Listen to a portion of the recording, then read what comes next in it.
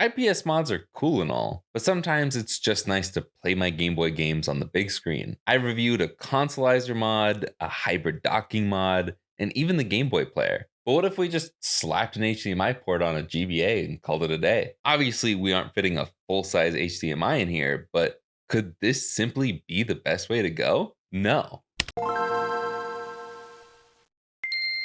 I've actually had this mod sitting in a drawer for years now. Originally, I wanted to use it in my ultimate GBA that I never ended up making. Since then, I've reviewed other arguably better versions of this mod, and I just kind of forgot about it. So I took apart an old IPS v5 GBA, cut a janky hole for the micro HDMI port, soldered the two wires for sound output, and tried my best to put it back together as cleanly as I could. Which I should mention, the description only says the IPS v2 AGS 101 and the original screens work with this mod. So far, the only problem I have run into with using the V5 specifically is that there isn't enough space on the inside for the new board. Otherwise, it works fine. If you don't mind the screen sticking out a little bit, I did end up fixing this by removing the shielding, but it was a pain in my rear end, and I recommend just using one of the screens that I mentioned earlier instead if you're going to install this mod. But I don't recommend this mod at all. Even for the $40-ish price tag, I don't really like it. My first impressions were actually pretty good. With Game Boy Advance games, everything is pretty sharp. Even on a large 4K TV, it looks great. It is forced to stretch to a 16:9 aspect ratio, and there is nothing you can do about it. But with GBA games natively being 3:2, it's not horribly stretched. The last good thing I'll say about it is that there is practically zero delay. If there is any delay, I don't feel it. I wish I could end my review there, but it's time to rip into this thing. While GBA looks pretty good, Game Boy and Game Boy Color looks horrible. It honestly looks like one of those deep fried memes to me. Why on God's green earth would you stretch a Game Boy game to 16:9? Actually, I figured out while shooting B-roll that L, R, and select were somehow being pressed down only when I was plugged into specifically my Vizio TV. So while it's still a little stretched, you weren't forced to play GBC games like this. I guess depending on the screen you're using. L and R should still change the aspect ratio of the older Game Boy games, so it doesn't look nearly as bad when you aren't fully stretching it like this. The only real upside here is that there's still practically no delay. Thankfully, that doesn't change for Game Boy and Game Boy Color games. So it's technically still playable, and the almost no delay is pretty much the only constant I found throughout all of the different displays I tested this on.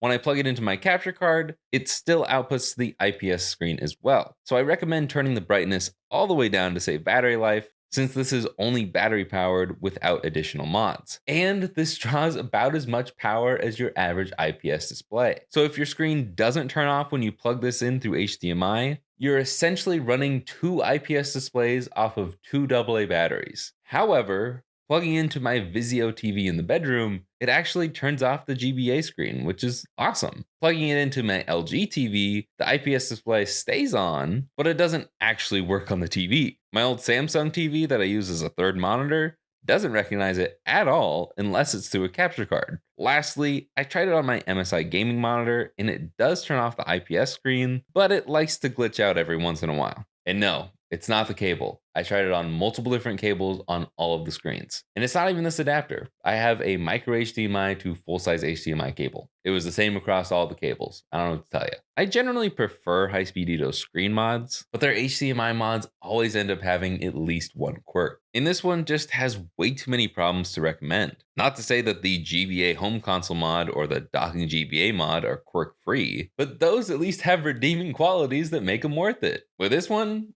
I got nothing. Well, actually, there's one thing. You can do this without soldering, but I guess you don't have to do any soldering for the home console either. Anyways, the two wires that I soldered are only for having the sound output through HDMI, and the sound will still come out of your GBA speaker anyway, so you really don't need to solder here. Plus, the sound output through HDMI isn't the best. It's crackly, and I would genuinely rather listen to the speaker since I still have to use the console as a controller. And that's kind of another reason why I've taken so long to review this mod. As cool as this sounds, I'm still tethered to the TV by my HDMI cable. It's fine for capturing footage or streaming gameplay at my desk, but I'm primarily a couch gamer, and this isn't the best. So that's even more bonus points for the 3 options I mentioned in the intro. What I'm trying to say is if you want to play GBA cartridges on a bigger screen, there are a lot of better solutions out there. I'm not going to waste my time comparing this to the other similar options I've looked at before, so I'll link my review videos for the docking GBA and the Game Boy Home console in the description and at the end in the cards. And if you're still wanting to do this mod for some reason and need a video tutorial, I'll have one up on the second channel, Jake64. That will also be linked below the subscribe button that you should click if you haven't already. But that's about it for me. So like, subscribe, and I will see you guys in the next one.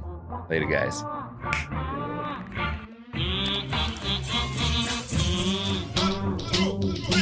I don't know why you guys think I need to upgrade my tools. This trim job is perfect.